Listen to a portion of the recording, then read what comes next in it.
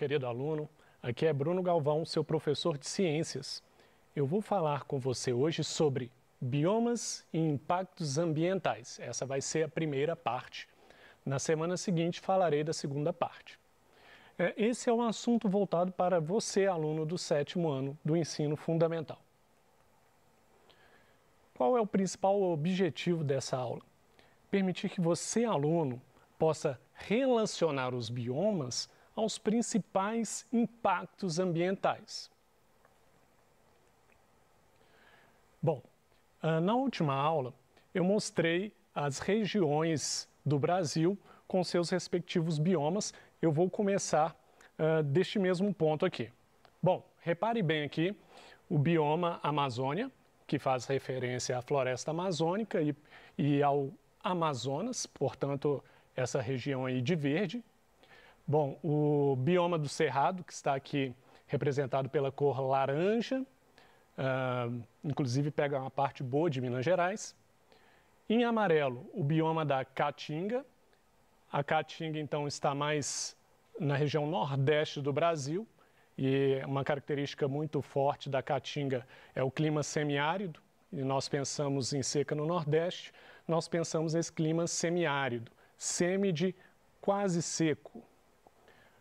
Em azul, pegando toda a costa brasileira aqui, toda a região de praia do Brasil, até o sul do Brasil, nós temos a Mata Atlântica. Entre o Cerrado e a Amazônia, e ainda muito próximo da Mata Atlântica, bem no cantinho ali, em azul escuro, nós temos o bioma do Pantanal, que é o menor bioma que temos no Brasil. E por último, bem ao sul do Brasil, numa região bem mais distante aí do Equador, então tem um clima mais temperado e um clima mais frio, que é aí o bioma do Pampa, que está localizado aí bem na pontinha lá no sul do Brasil. Bom, antes de falar dos impactos ambientais de cada bioma, é importante entender que eu vou destacar aqui os impactos ambientais que são causados pelo ser humano, pela ação antrópica. As queimadas, o desmatamento, a caça indiscriminada são algumas das atividades humanas envolvidas na extinção de espécies da fauna e flora dos biomas. Quando nós pensamos em queimadas e desmatamento, nós estamos falando de retirada de árvores, retirada de plantas, que muitas vezes são o habitat, o local onde vivem esses seres vivos, alguns animais.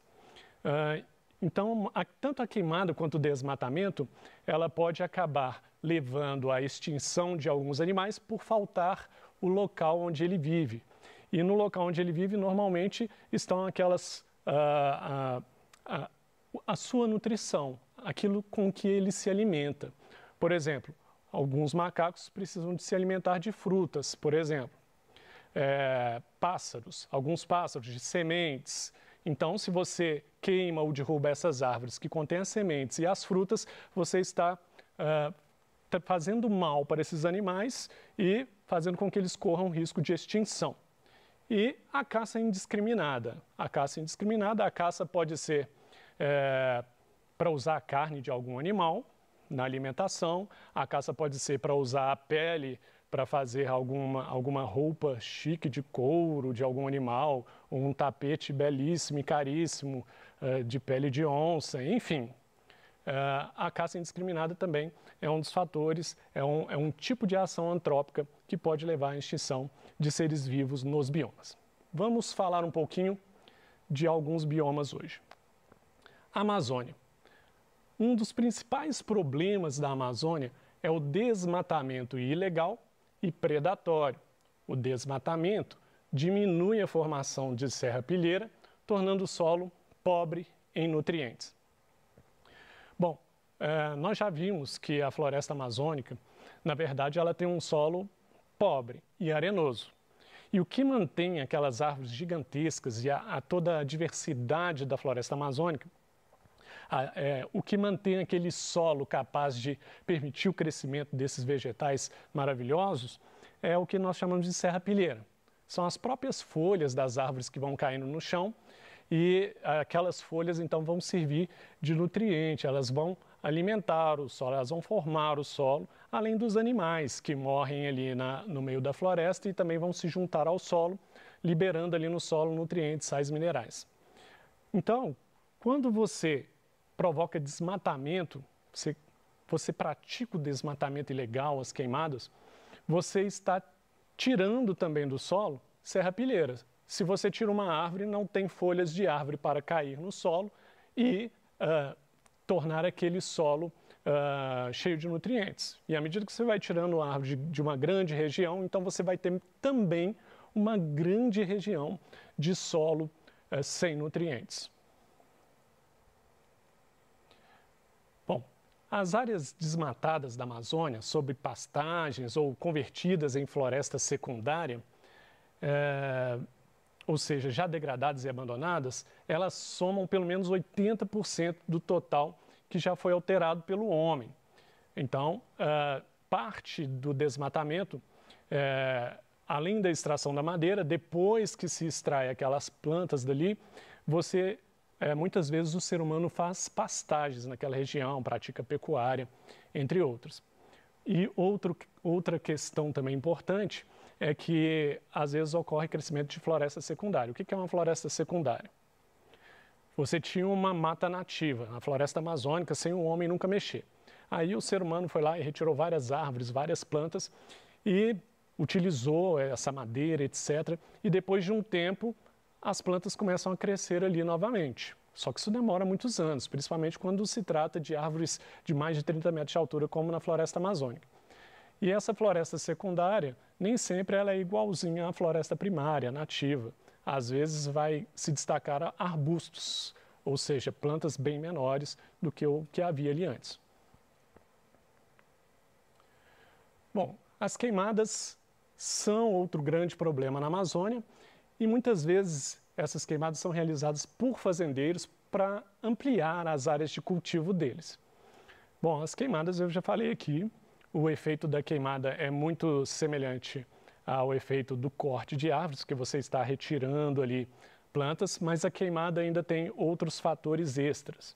Um fator que eu posso citar aqui que é muito importante é que a queimada, além de destruir aquela vegetação original daquele lugar, a queimada também vai emitir gás poluente, no caso, o gás carbônico, e vai poluir o ar.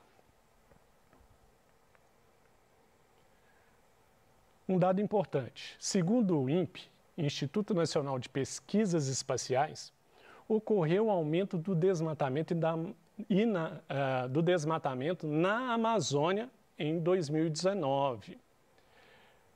A taxa de desmatamento na Amazônia foi de 9.762 km², e isso foi medido de agosto de 2018 a julho de 2019.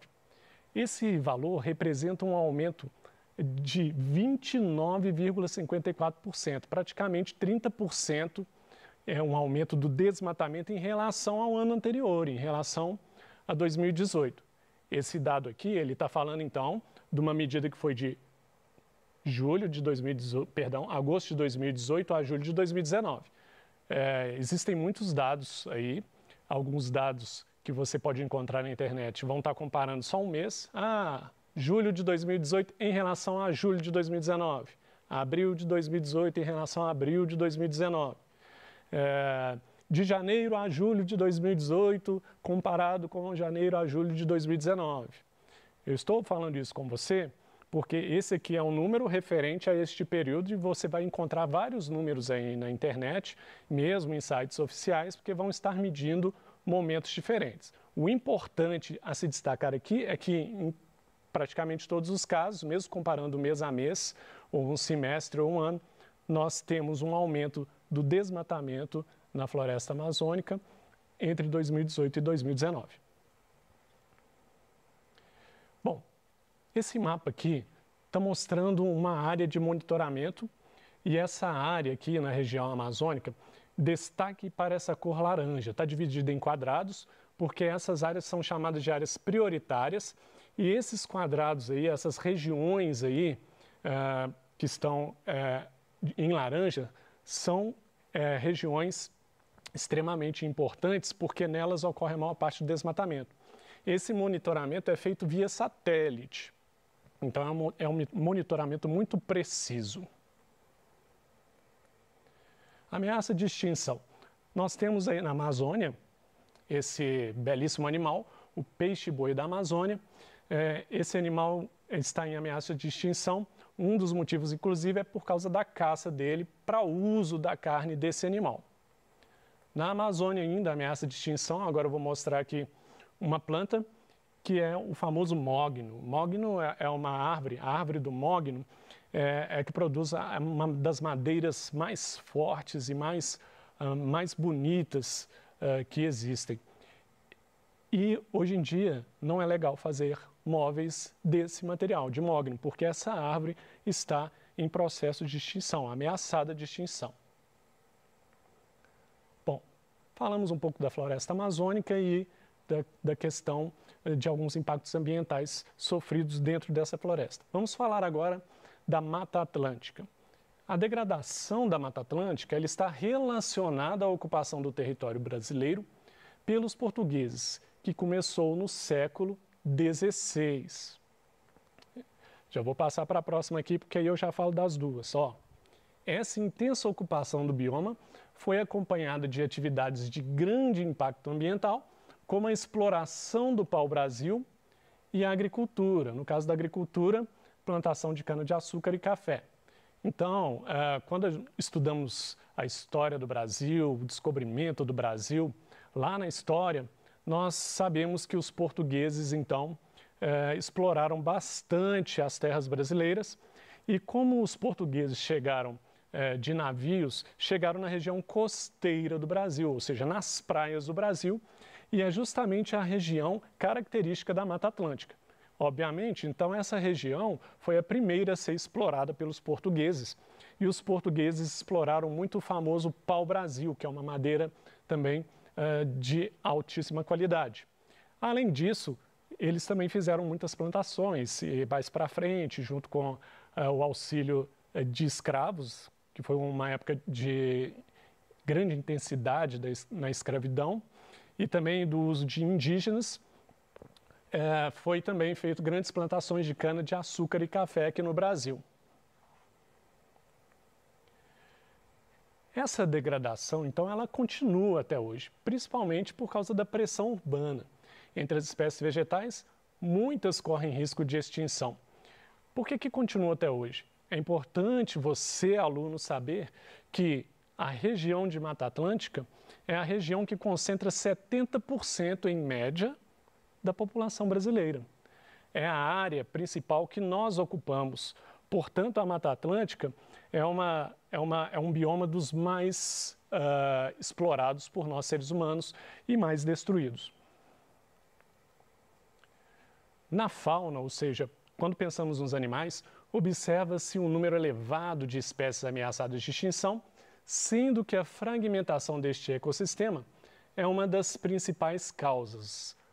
Ou seja, uma das principais causas da perda da fauna, da extinção de animais nesse bioma, é justamente o fato da nossa ocupação. Com a nossa ocupação, nós destruímos a mata original, portanto, destruímos o habitat, a casa desses animais e destruímos muitas vezes o alimento desses animais também.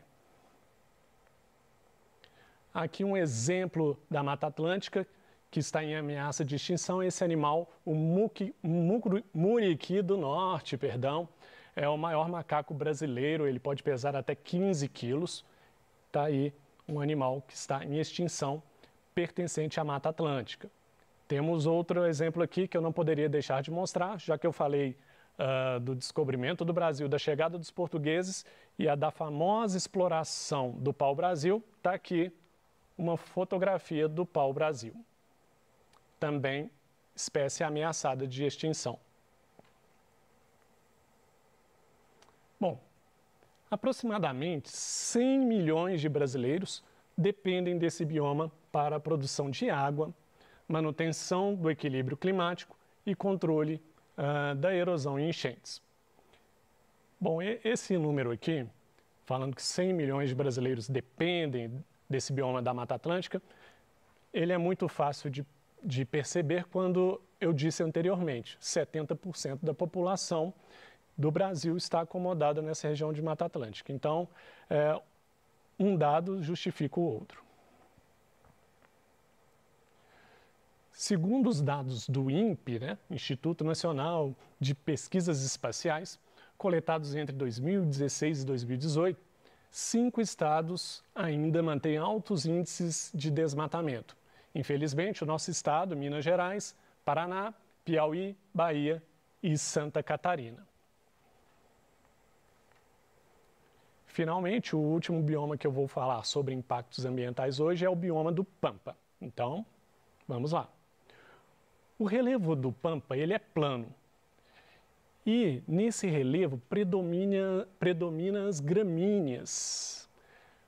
Bom, essa área, então, ela é muito conveniente tanto para a agricultura quanto para a pecuária. Se você tem um relevo plano, um relevo mais reto, um relevo sem muitas montanhas, sem muitas depressões, sem muitas elevações, vamos dizer assim, então você tem um terreno muito interessante para a plantação, você tem um terreno muito interessante para criar gado.